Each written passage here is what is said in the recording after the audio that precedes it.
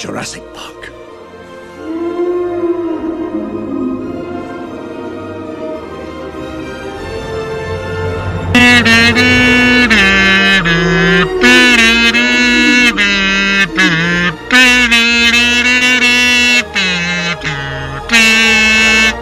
Hi, this episode of the Podcat Potcast is for those who support the $7.38 tier or above on Patreon.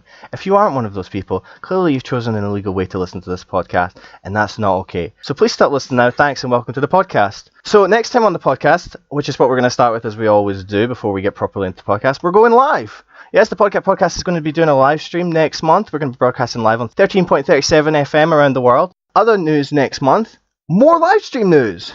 That's right, we've got even more live stream news for you because this isn't a normal episode of the podcast. We're going 24 hours. We're going to have special guests, all sorts of surprises. You can find a list of the special guests on our website as normal. However, we're going to go through some highlights of the special guests that are coming.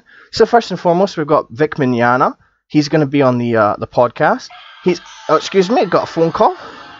Hello? Yeah, this is you. Vic can't make it anymore. What? Why is that? Google his name. Well, I did that when I checked how to pronounce it, but I didn't see anything. Oh, okay. Okay. Well, sure. He's that bad, huh? Well, I hope he gets better. Oh no. Oh, he won't get better. He won't be on at all. Okay, cool. Bye. So Vic is not going to be on the podcast, but other than Vic, we've got Will Smith on the podcast. He's going to be coming as the genie. I've seen that was blown up online, so of course I hired Will to come along. We've also got Big Chungus. And finally, that one girl from the Hit or Miss video. As I understand, she has said, your boyfriend doesn't kiss ya.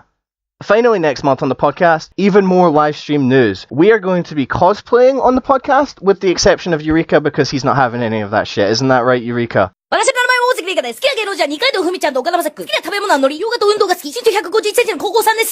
Ha! What a guy. Alright, so before we again properly get into the podcast, we've got some feedback from Richie, aka Anonymous, on the internet. Give me some feedback. He has accused us, the Podcat Podcast, of not being inclusive enough. So first off, fuck you, Richie.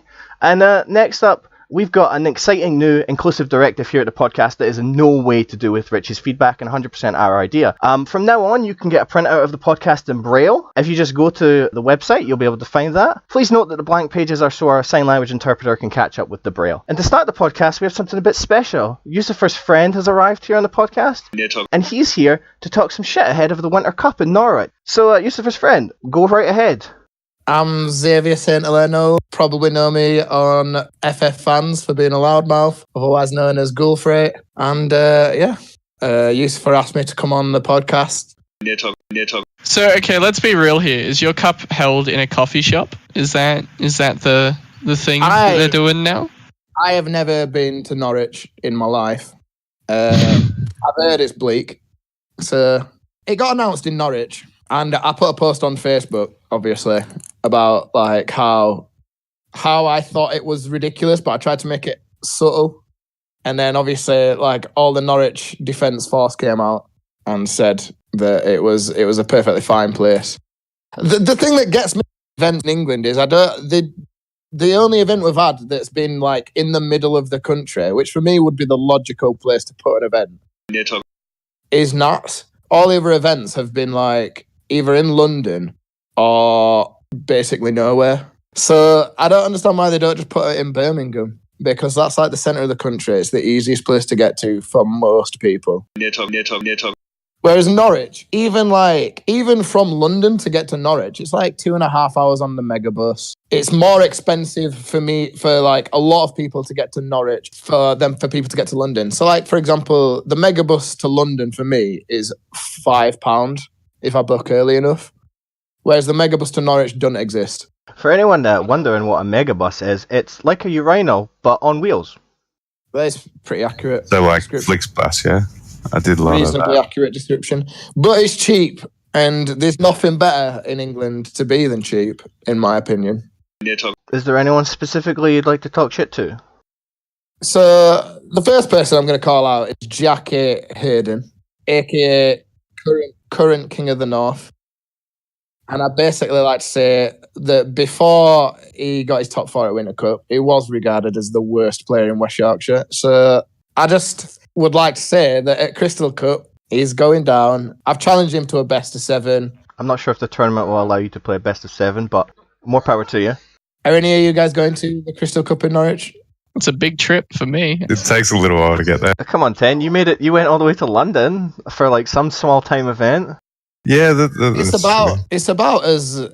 probably going to take you about as long as me to get Probably there. cheaper as well. Is there any further things you'd like to say before we move on? I would like to call out the whole of London for taking my trophy. I don't know if any of you guys saw this trophy, but I challenged London at Winter Cup to a team battle, 5v5 challenge. I bought a trophy for it and everything, and I won my match against JFB, Joshua Freeman Birch. So I was like, I won my match. I was like, all right, it's good. This is going well. We're going to win the trophy. And everything I've said previous on fans on Facebook will be justified. And then everyone else lost. It should have been a best of 7. I had to hand him the trophy on a knee. It felt real bad. I'll do best of 7 for every match. All right. So next on the podcast, we're going to have a little discussion about the Octagon Open. 3 of the people on the podcast are in the Octagon Open, or well, were. 2 of them still are. So, Ten, why don't you start us off? You're doing pretty well, as I understand. Octagon Open's been a good bit of fun. A little bit of competitiveness before we say goodbye to Opus VIII, finally. I had some pretty interesting games. I've got some good matchups, like Earthwind against Ice Earth. I always sort of use the opens or events like this to sort of just measure myself and see where I need to improve and where I kind of sit on a more global competitive scale. And I know it's not the largest event in the world, not everyone plays Octagon, but as someone who's really trying to get into a much more competitive mindset with this game, it's pretty good. Ted, do you have some closing words for the Octagon Open? It's fun. Hopefully there's no more drama next year. There always seems to be something. It's really interesting that we're in this, I guess, time of calling out cheaters, and there's cheaters in Octagon Open too. That was fun. What are your guys' thoughts on this call? I don't want to call it a witch hunt because I don't think it is. Called the Octagate Scandal. Because I heard about this. Obviously, I'm not in the Octagon Open, but 2 of my friends competed. One of them is in the top 8, locked in. And when I saw that post, I was just like, I don't really know what's gone on. So can someone enlighten me? Yeah, I will go through it for you. Basically, someone disconnected from a game, and that person then the 2 of them went to the creator of the Octagon Open, I won't name him, basically given their sides on what happened. One guy said that the other guy could not win, and the other guy said I totally could win, and then provided screenshots, quote unquote, of the game state. And so it was ruled in that person's favour, who happened to also be part of the team of the person who created the Octagon Open, which added to the fuel. Yeah. And then a few days later, people had investigated those screenshots and seen that in those screenshots, it very clearly showed that he played those forwards onto the field for free. So he'd essentially doctored the screenshots to make it look like he had a board that he did not. And so he was disqualified from the Open, dropped from the team, and the win was given to the other guy. It is also worth mentioning, as kind of the devil's advocate here, because I don't really follow this one, his counter argument was apparently trying to show what he could play and how he could get out of the situation, because he was in a bad situation where it looks like he was going to lose. So as far as my impressions of the screenshots, I think that's a little bit stretching to come up with that, and I think that the photos were a bit sketchy. It sounds a little bit like his Grassmere straws. Yeah, I don't even think it was a winnable position, even with the cheated board state. Alright, we're going to move on now to a brand new segment on the podcast, because, dear listeners, we have discovered something unbelievable. We've done a very complex and thorough investigation, and we like to present our findings. What is this about, you ask? The Octagon Open is completely and utterly staged. Yes, We have some people here who have been taking part in it who will be commenting shortly. But what I would like to tell you is that, yes, the recent controversies that you've been hearing about, completely staged. Every year there has to be a little bit of drama surrounding it just to get eyes on it. Bring in the viewers, as they say. And just because it's scripted doesn't mean you can't watch it or enjoy it, guys. That's okay. Wrestling's the same, and wrestling's great. So, to start us off, we've got what we're going to call contestant number 1. We're going to give him the nickname Not Zeon. Now, he's made it pretty far in the tournament running a pretty garbage deck. He's running Knights. Not Zeon, why don't you tell us about what they made you do? Well, honestly, they made me stack my deck so I would only draw backups and rubbish summons that I just couldn't use. Like, you see that play in the put up where I play that Hecatoncheir? I was completely forced to play that Hecatoncheir. I should never have done it. That would have been a bad play and everyone could see it. But I was told to do it because it looks legitimately enough and it put me far enough behind to lose the game. Of course, as we all know, no one will actually know who Not Zeon is, so they won't be able to identify when that play was. Not at all. Since we have blurred your face to protect your identity. Alright, and next up to talk about his participation in the Octagon Open. He's been doing pretty well because that's how he was scripted to do. It's we're going to call this guy 11 letters. 11 letters? What do you have to say about this? Sorry, no. Sorry. I got some advice from my lawyers, and they said the NDA was... Sorry. I can't say anything more. Sorry. Well, we were also hoping to hear from who we're going to call Dano. He was forced to drop out of the tournament after round 2, but unfortunately Dano isn't present right now. We're happy this month to tell you about our first sponsor on the podcast. It's a brand new product we're proud to promote, and we're sure you'll love it too. We're introducing Shippy Podcast, a brand new service that allows you to get physical copies of any podcast, including ours, shipped to you anywhere in the world. Shipping and handling fees apply. Depending on your location, you may need to take out a mortgage, but it'll be worth it. You'll find all the details and a 2% off voucher redeemable at all good physical podcast retailers on our website. Alright, so we're going to move now into card spoilers. Starting us off is going to be Zeon. Alrighty, so our first spoiler of the Podcat podcast is Luna Freya, which is a 4 CP water backup with the job Oracle. Her title is 15, and if you control a category 15 forward, the cost to play Luna Freya is reduced by 1. During your opponent's turn, if a forward you control with an element other than light or dark is put from the field to the break zone, you may put Luna Freya in the break zone instead. If you do so, return the forward to the field dull. So I absolutely adore this card. I think that it opens up a lot of different play styles and much more grindy matches that water really gains advantage from, especially with splashes and all that, and new enter the field abilities, and even just protecting big forwards that they have to spend far too much to remove is just... It's a guarantee that you're setting up for the late game, and I really appreciate that in a card. All right. Anyone have any other brief thoughts on this? I think it's a solid card. It's something that Water has started to be known for from Opus 3, I think, bringing forwards back. It's got some really... I think the first thing to do when looking at, like, especially Legends and Heroics that have a lot of text, because when a card has a lot of text, it's normally busted. Everyone knows this from if you've ever played card games. Card games with a lot of text are normally busted. But if you busted. Applications that card has in some of the top tier decks and some of maybe cards that people think are top tier but don't have a deck built around them.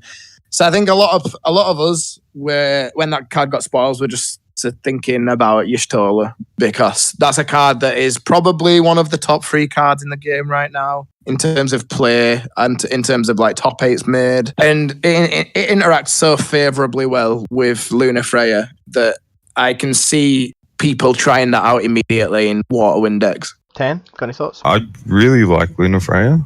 What's probably the most interesting part about it is it's a 4 CP, and you probably want to play it for 4 CP. It also gets a reduction for other category 15s. But what I like the most about the card is that it opens up loads of new play angles, and there's also some pretty healthy checks and balances for it. Like if there wasn't Hecaton 3 that can break it, or upcoming Alexander, it's probably a really broken card. But in light of those cards existing, I think it probably balances out fairly well and makes games really interesting. So I'm excited. Alright, Eureka, you got any thoughts? ジャパニーズレッスン月曜日のお前ら。金曜日のお前ら。こんにちは雨ですねチケGreat. Let's move on to the next spoiler, read by 10. Yeah, this is another one I'm excited about. It's the Lava Spider. It's coming in.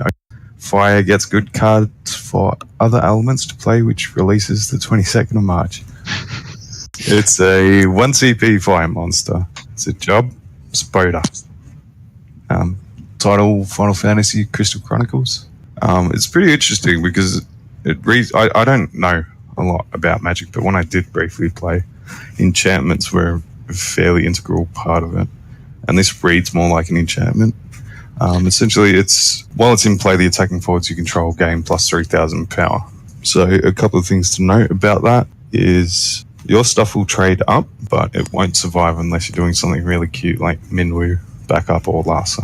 Where it gets really interesting is when you're playing really high value, low cost forwards like Waff Monsters, Layla Wire King, things like that. And I think it's enough where it's going to shake up the metagame quite a bit, or at least I'm hopeful it is. Because aggro outside of Turbo Discard, which was pretty much banned out of existence, doesn't really exist in Final Fantasy. And I think the metagame from Opus 5 to Opus 7, excluding Turbo Discard, has been pretty stale. And hopefully cards like this will shake it up a lot. Zion, any thoughts? Yeah, so I really like the card. I feel very similar to the way 10 feels. I think that, I would really like to see it warp the meta a little bit. So this, along with another very specific monster that we've got in this set, I feel like is going to really justify a lot of decks running more monster removal, which is going to be very good to see, really. It's just another line that decks have to play. It's another answer that decks have to deal with, and it's, I don't know, I always love that sort of reading what's kind of coming up in a meta. I really like this card. It enables a lot of low to the ground strategies. Didn't even consider Minwu, and I like that a lot, but I think it is pretty clunky. Yeah, I think that this deck, like this card specifically, is going to get a lot of people's brains ticking on deck building as well. With the extra reach some cards get, like people are going to be running cards they probably wouldn't normally consider, and I look forward to that a lot. Esufer's friend, do you have any thoughts? I think I'm in agreement with the other two guys. I think aggro has needed a buff for a while now, just because the game itself is inherently quite hostile to aggro decks. You have EX bursts, the way that the combat steps work with being able to block multiple things. You're only allowed single blocks, but at the moment, if you just play like a big forward, that forward can just block everything pretty much in an aggro deck. Giving aggro decks a sort of passive ability that generates some CP advantage is a useful tool, because it means that your low-cost forwards are trading up, and you need to be able to do that in aggro because you're spending so many of your resources just trying to kill them as quickly as possible. One of the cards that came to mind for me immediately was Illua, just because it turns this card turns Illua into an absolute beast. And I think a lot of Illua decks, so like the Wind Lightning deck, which was a deck that ran Illua and really benefited from running that card, it fell out of favour. And I think it's in part due to a lot of players just learning how to play against it. One of the problems Illua has is that she kind of forces you to play an aggressive style. And it's quite easy at the moment to just say, okay, well, if you're going to do that, I'm just going to play 2 8Ks. And that's going to be quite hard for you to deal with. So having a card like Lava Spider, where it's like, it sort of turns that option off of being able to just play some big guys. And that's good enough. Just to expand on that a little bit, I'd like to, I would kind of think with Lava Spider, I think the default deck in a vacuum would be Lightning Fire, right? It's got a lot of the haste guys, the small haste guys. Well, so that's where a lot of people go to. Well, I'd be thinking like Allure and then additional Al Cid value. Uringer can just grab it for pretty much free in the face of all the removal we're kind of anticipating. I think that it will be the easiest deck to build for that card in the first go. As well, we might see the resurgence of cards like 2-drop Tifa, which saw a lot of play for the first 2 or 3 opuses. Just because it basically reads 2 CP, deal a point of damage. which is worth it. But now, late game, your 2CP Tifa can trade for a Chelinka, it can trade for a Pain, it can trade for Barbarisia, all heavily played cards. Eureka, you got some thoughts? 我们只要轻轻的这样蹭2下，它马上就可以干干净净，不要用指甲去抠了。还有最后一个功能，我们在家里做菜，很多人不喜欢姜丝姜片，你把它倒转过来，然后在上面这样一摩擦嘞。Ha, such interesting thoughts. Alright, the next spoiler is going to be read by me. This is Avengers Endgame, which comes to the UK and US on the 26th of April. It's by Marvel Studios. It's a superhero genre film, and it's a continuation of the Marvel Cinematic Story and the end of the third phase of Marvel Cinematic Universe films. Eureka, you got any thoughts on this?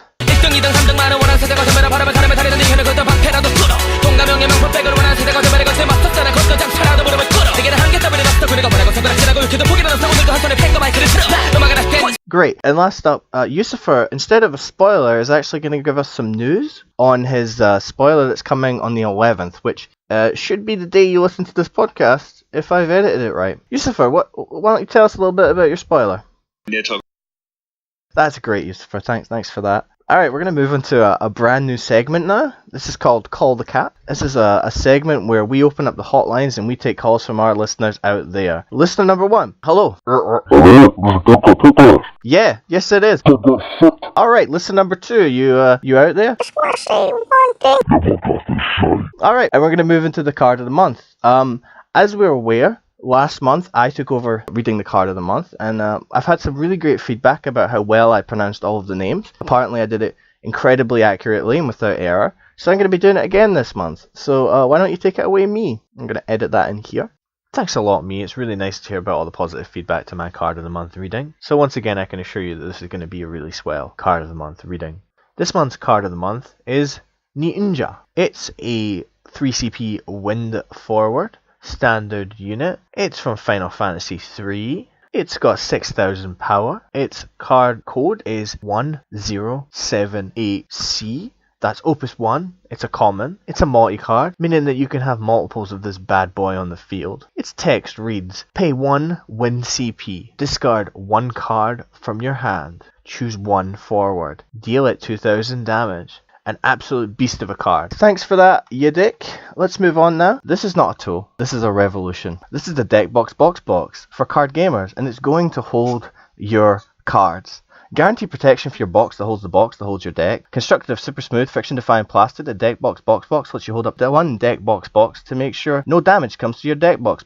It comes with the Deck Box Association seal of approval. So get your deck box inside and see how safe your deck box can be today. You can get your own deck box for only $99.99 plus processing and handling. Plus, you can get a second deck box for only $50 more with not free shipping. That means you double the protection, so you and a friend can enjoy the protection deck box brings to your deck boxes. Incredible! As a special bonus, we'll include an instructional VHS from pro deck box handlers that tells you how to place your deck box inside the deck box. But wait, there's more! Act now and you'll get the special fabric cloth to wipe clean the deck box. Additionally, for a limited time, you can choose a special design for deck boxes, anything from your waifu's Ahegao face to your dead mother. If you've got a deck box, you've got fun and security. Don't forget to ask about the deck box handle sold separately. And we're going to move into rulings gymnastics. Questions absolutely sent in by listeners like you.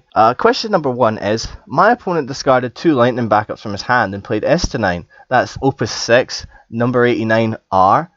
I told him that no, it has to be CP produced by lightning backups on the field. He said since it doesn't specify backups that had to be on the field, that discarding them works just fine. Is he correct? This is asked by multiple people every time a card is revealed that works like this. 10. Yeah, it's right there on the card. It doesn't specify. Of course you can throw it out for CP. I think what people don't get is that you can also throw away like Chaos and Cosmos and Shantoro to pay for the cost, because they can dull for any color. Alright, the next question is that recently there was a lot of discussion about Lice, we'll call her Lice, and her wording. I am aware that Kageyama ruled on this. Sometimes Kageyama is wrong though, or occasionally his English makes it sound like he means one thing when he actually means the other. So while it's great that Kageyama finally made a ruling before a set came out, I think he is completely incorrect in that Lice does not give herself plus 2,000 power. And without an errata, the wording clearly shows this. I already know that those on the Podcat Potcast agree with me, so there's no point asking, and as such, this is merely a statement. This isn't actually a question. This is no one's going to take that because that's not a question. Alright, it's time to end the podcast, so I'm going to go through the introductions. We're going to introduce everyone who was definitely on the podcast this week, and there certainly wasn't anybody missing. So the host, as always, is Yo Caesar. we have the co-host Nado, we have co-host Eureka 7. 見ろ。たかだか5年も経っていないというのに、こうしてあいつの墓の前にやってくるのはわしらだけだ。We have the co-host Esufer. We have a guest who's somehow younger than last time. It's Ceylon. And we're delighted to welcome back the real 10 letters this podcast after the fake one that appeared last time. Listeners who pay close attention may notice that his voice has changed since his first appearance. This is due to 10 getting some Botox injections. Finally, we have Esufer's friend on the podcast. He said some words, probably. And finally, I'd like to ask how the guests are. Now it's time to end the podcast with our signature saying, the podcast Mogpod, so good we mispronounced it twice. Everyone say goodbye. Goodbye. Bye. Goodbye. 心の小さな僕が見上げる空は本当に広かった好きな人 Quality. So, how are you going to fill all those empty segments? Are they phoning it in? For Eureka, I'm going to find random Japanese clips and put them in. And for Esufer, I'm just going to try and find a clip of him saying Nidhogg. And just stick that in every time he has to speak. Just say Nidhogg. Nice. Sounds good. いつでもそこにマクドナルド